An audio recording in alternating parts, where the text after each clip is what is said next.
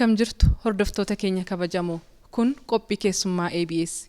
Egaa qophii keessummaa ABS keenya torban kanaa kan inni irratti xiyyeeffate akkuma beekamu mootummaan naannoo Oromiyaa xumura waggaa irratti hojii paartii fi mootummaatiin godinaalee, magaalota, kutaalee magaalaa, aanotaa fi biiroolee garaagaraa gamaggamuun maaltu hojjetame akkasumas immoo hojii hojjetame kana keessaa beekamtiin kan maluuf hojii milkaa'ina gaarii galmeesseef beekamtii ni kenna. Bu'uuruma kanaan bara kana magaalaan Adaamaa akka naannichaatti milkaa'ina guddaa galmeessuudhaan magaalota jiran keessaa tokkoffaa ta'ee jira. Magaalaa miidhagduu jireenyaaf mijattuu akkasumas immoo konfiraansii fi daldalaaf mijattuu taatedha. Magaalli Adaamaa kutaalee magaalaa 6 qaba. Egaa kutaa magaalaa 6 kana keessaas kutaan magaalaa Boolee akka naannoo Oromiyaatti bara kana kutaalee magaalaa jiran keessaa tokkoffaa bahuun beekamtii mootummaa naannichaa irraa argatee jira. Nutis egaa hojii raawwachiisaa kutaa magaalichaa Obbo Bariisoo Baqqalaa waliin turtii kan taasisnu ta'a. Turtii taasisnu kanaanis milkaa'inni kun akkamiin dhufe? Iccitiin milkaa'ina isaanii maal kan jedhu kan isaan waliin turtii taasisnu ta'a. Qophicha qopheessuun haga xumuraa isin faana turtii kanan taasisu ani Yoordaanus Mokonnon qaqqajeelchuudhaan Alammuu Hirphaa ogummaa kaameraatiin Anwaar Baalchaati. Haga xumura qophii keenyaatti nu faana ta'an affeerraa keenya. Tole egaa Obbo Bariisoo mee jalqaba irratti iccitiin milkaa'ina keessanii maali? Tole galatoomaan ja'a akkuma amma ka'e hojiiwwan bara kana hojjanne akkuma beekamu kutaa magaalota jiran keessaa kutaan magaalaa Boolee tokkoffaa ba'uun isaa ni yaadatama. Kun immoo amma wanni sirriitti milkaa'insi yookanis immoo amma hojiiwwan bara 2017 keessatti karoorfanne karoora xiiqii galmaan geessisuu fi kallattiiwwan nu kennaman ka'umsa irratti jiraachaa. San bu'uura go'achuudhaan keessattuyyuu milkaa'inoonni akka kutaan magaalaa Booleetitti galmeessaa dhufne wareegama baay'ee nu kaffalchee ifaajee baay'ee jecha. Baraan bara darbee amma kutaan magaalaa Boolee baay'ee barana qofa osoo hin ta'in bara darbees tokkoffaa ba'ee bara kanallee immoo tokkoffaa galmeessifne garuu immoo kun immoo akka salphaatti dhufne bara darbee rakkoon hedduu akka ture isin hundumtuu hin beektanii qabsoo guddaa kallattii adda addaatiin hojii keessattuyyuu kutaan magaalaa kun diinagdeen adda addaa jira, fe'iin intarastiin adda addaa jira. Kan ammoo amma karaatti fiduudhaaf wareegama guddaa nu kaffalchee jira. Tarkaanfiiwwan hedduu fudhannee jira hojjetaa mootummaa irratti akkasumas immoo amma caasaa nageenyaa irratti kallattii adda addaatiin hoggansa siyaasaa irrattis tarkaanfiiwwan fudhannee raannee waan sirreessuu qabnu keessattuyyuu dallaalaa keessaa kan alaa duugnee raannee qulqulleessuudhaan hojiin kun milkaa'inni kun balballi isaa nu banamee jira jecha. Ayyee qindoominni seektaroota maal fakkaata gareedhaan hojjechuudhaan? Tole hojiiwwan bara kana qindoominni hoggansaa keenya bu'aa inni fide inisheetivoota bara kana bara 2017 keessatti karoorfanne hunda isaatu karaa guutta'een duugnee raawwannee jira. Wanti nu hafe tokko hin jiru jecha. Wanti nama ajaa'ibsiisu hojiiwwan even sadarkaa kutaa magaalaatti miti sadarkaa aanaatti miti sadarkaa zooniitti gadi buufnee andeetti zoonii keessatti akka raawwatamu inisheetiiviin keenya karaa guutta'een sadarkaa zooniitti akka lafa qabatu taasifamee jira. Fakkeenya yoo fudhanne amma qindoomina keenyarraa kan ka'e hojiiwwan hojjennu hundumaayyuu kilaastara addaan qoonnee aanaan sadeenuyyuu bakka tokkotti aanaan sadeenuyyuu hojiiwwan amma horii aannaniitti irratti aanaan sadeenuu bakka tokkotti horii fuduraa irratti aanaan sadeenuu bakka tokkotti lukkuu horsiisuu irratti sheediiwwan amma bakka tokkotti ijaaru kana aanaan sadeenuyyuu bakka tokkotti hojiiwwan kan industirii godhootis akkuma san immoo amma aanaan sadeenuyyuu bakka tokkotti kilaastara addaan baafnee anneetti hojiiwwan qindoominaa akkaataa ittiin mul'achuu danda'u akkaataa kan biraa irraa barachuu danda'uun karaa guutta'een hojjanne waan ta'eef bara kana amma kana qofaa miti hojiiwwan inisheetiivii qabanne keessaa fakkeenya amma kan inisheetiiviiwwan qonnaa jiru kan industirii godoo jira pileegiraawundiin jira bu'uurri buruu jira giddugala gabaa kuduraa muduraa jira giddugala gabaa lukkuu jira kunniin karaa guutuu ta'een sadarkaa kutaa magaalaa irraa kaasee haga zoonititti karaa guutuu ta'een xumuramee jiraachaa. Amma wanni kan biraatirraa adda isa godhu xumuramuu qofaa miti.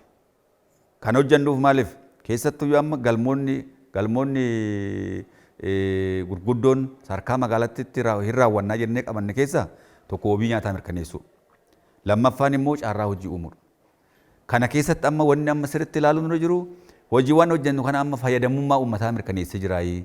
Wabii nyaataa karaa guutta'een mirkaneessee jiraayi. Amma eegallee jira jecha. Kana keessatti amma fakkeenya yoo fudhanne kan horii aannanii amma sheedii bara kana 371 raawwanne. Kan aannanii qofa jecha.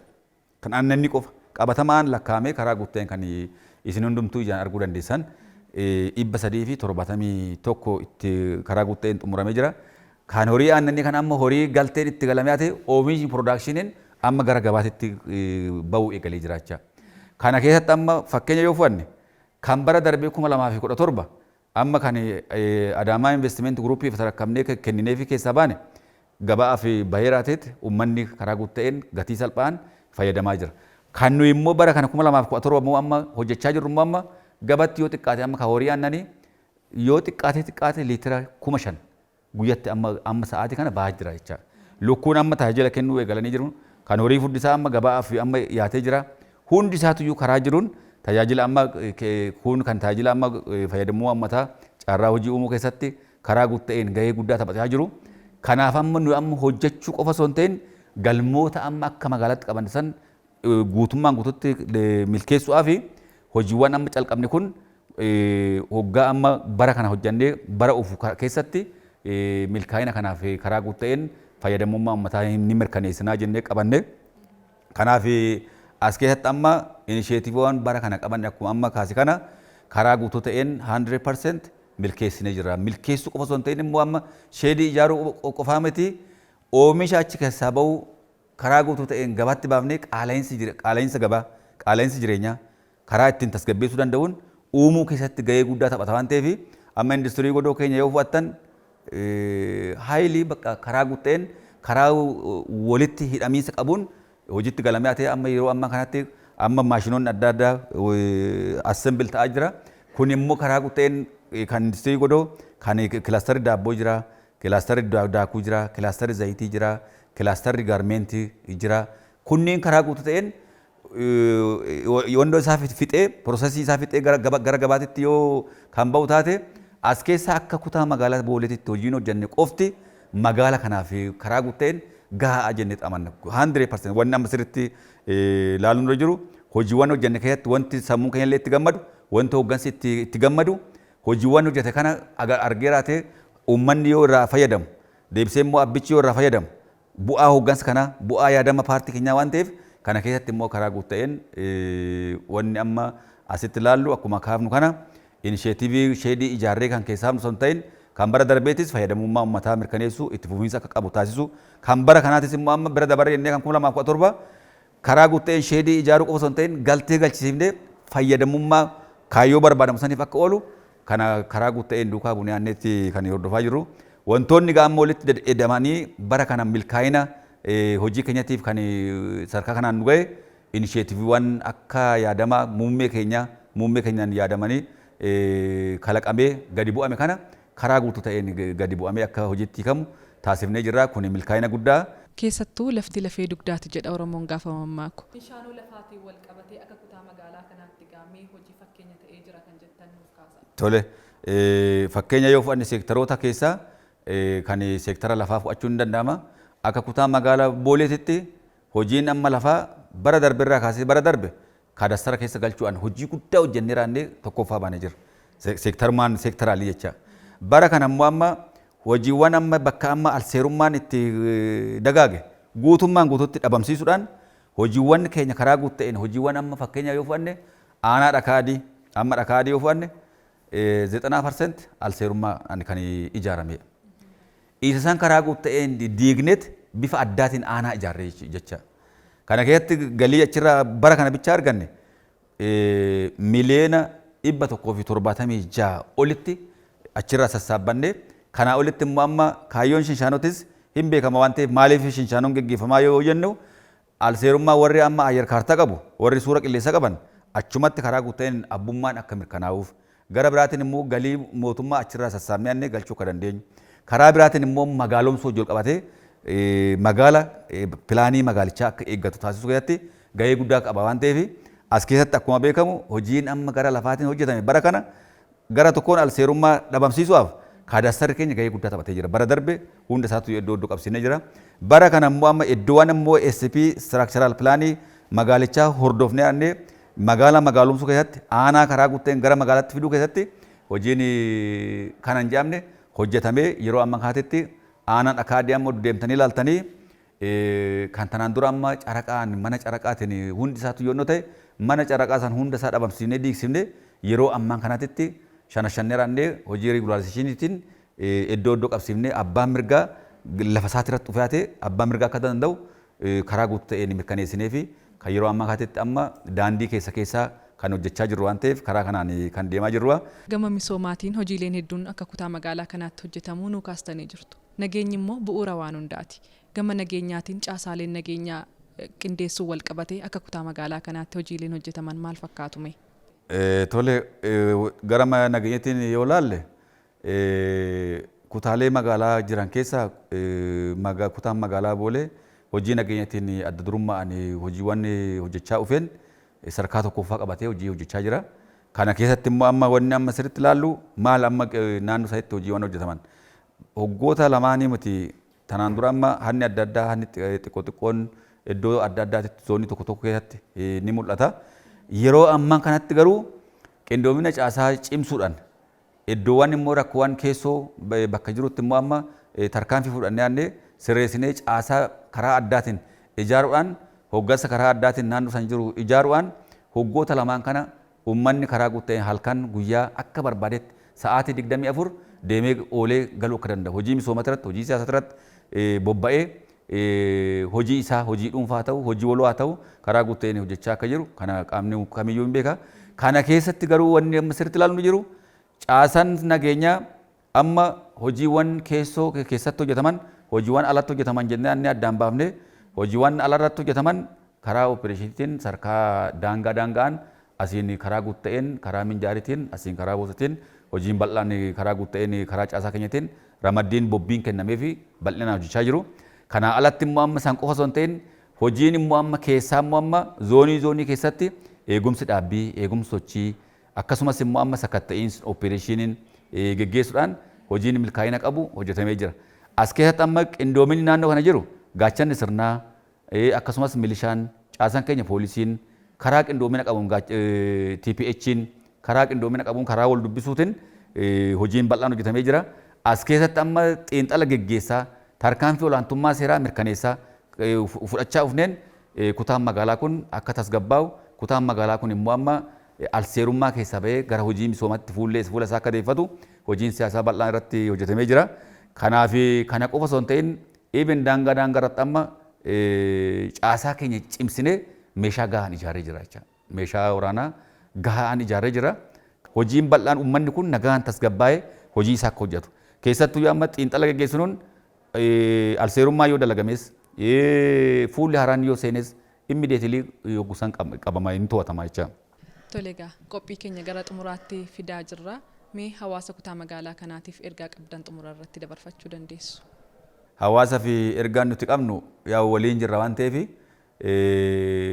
milkaa'inoonni amma bara darbe galmeessine bara kana galmeessifne karaa guutuu ta'een waan gammachuu namatti uumu jecha. Kutaan magaalaa Boolee waggaa 8 kan ta'u walitti aansuudhaan 5ffaa fi 6ffaa ba'aa ture. 5ffaa fi 6ffaa amma nu waa'ee dhimma sadarkaati miti. Amma waa'ee dhimma fayyadamummaati. Waa'ee sirnicha lafa qabsiisuuti.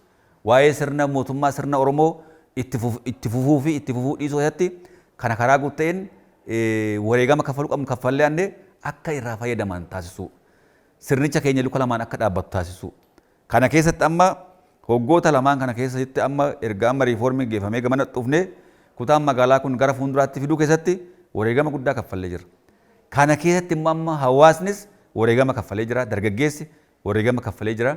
Kanarraa ka'eeraa ta'ee amma wanni amma sirriitti ergaan nuti uummataaf qabnu injifannoo bara darbe galmeessifne, injifannoo bara kana galmeessifne akka injifannootti qabannee annee kan nu boonsu osoo hin ta'in kun calqabbii jennee fudhanna. Calqabbii amma piroojeektiin inisheetiiviiwwan nu amma eegalle kun calqabbii gana zoonitti mana manatti hin galle jecha. Kanammoo bara kanammoo amma karoora bara 2018 keessatti yaadamni badhaadhina paartii keenyaa manaa manatti akka galu. Hojiin misoomaa kalaqa paartii keenyarraa uumame kun dhufe kun hundi isaatuyyuu akka irraa fayyadamu. Nageenya kalaqa paartii keenyarraa karaa guuteen kalaqame kun nageenyi bakka hundattuyyuu seenuu akka danda'u. Hanni akka hin jiran, saamichi akka hin jiran, gaangistaroota amma as kee jiran, ilaalcha finxaaleeyyii irratti qabsoofnee annee waliin qabsoofnee annee sararatti akka fiduu dandeenyu Kana hawaasni waliin hirmaachuutu nurra jira. Caasaan nageenyaa hojiitti galee jira. Hoggansi siyaasaa hojiitti galee jira. Hawaasni karaa guutta'een hubannoo karoora 2018 irratti hubannoo kenninee jira. Namni hundumtuu fudhatee hojiitti galee jira. Kanaaf immoo amma injifannoo irratti galmeessisuudhaaf hawaasni kutaa magaalaa Boolee kanaa olitti immoo kan karoora bara 2018 immoo nu wajjiniin karaa guutta'een dhaabbachuu ture jira. Nu wajjin dhaabbachuu qofa osoo hin ta'in nu wajjin hirmaachuu, nu wajjiniin hojjechuu, bakka hirmaannaa barbaachisutti nu wajjin hirmaachuu, qabeenya isaa irratti hojii misoomaa isaa irratti immoo akka karaa guutta'een kutannoo itti galee hojii hojjetu. Kanaa olitti immoo amma karoora bara 2018 kana kalaqa addaatiin ammallee sadarkaa tokkoffaatti qabannee akka galu. Kana ergaa kiyya waan ta'eef akkuma amma yaadne kana waan illee nu gargaara. Wanti nama ajaa'ibsiisu bara darbe tokkoffaa baanaa. Tokkoffaa bahuudhaaf immoo hojiiwwan kana hojjechuun nurra jiraa jenna. Tokkoffaa bahuu keenyaaf immoo hojiiwwan qabanne san hin raawwanne tokkoffaa baana. Bara 2017 keessattis bara kanallee daballeedhaan itti deebifnee tokkoffaa baanaa jenna.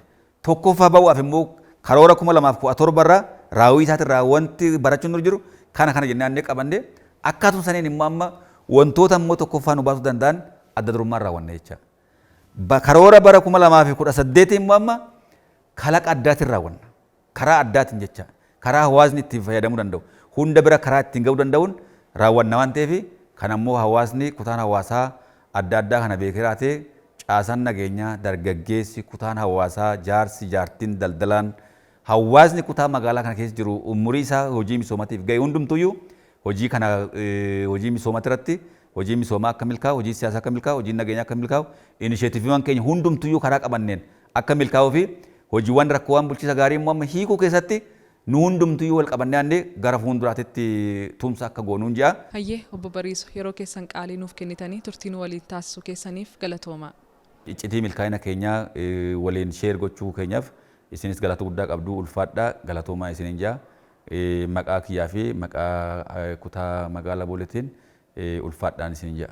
Tole egaa hordoftoota keenya kabajamu torban keessummaa biraan hanga walitti deebinutti torban gaarii isiniif haa ta'u jecha qopheessee dhiyeessuun isin faana kanan ture ani Yoordaanos Mokonnin qaqqajeelchuudhaan Alamuu Hirphaa ogummaa kaameeraatiin Anwaar Baalchaati. Torban gaarii isiniif haa ta'u horaa bulaa deebanaa.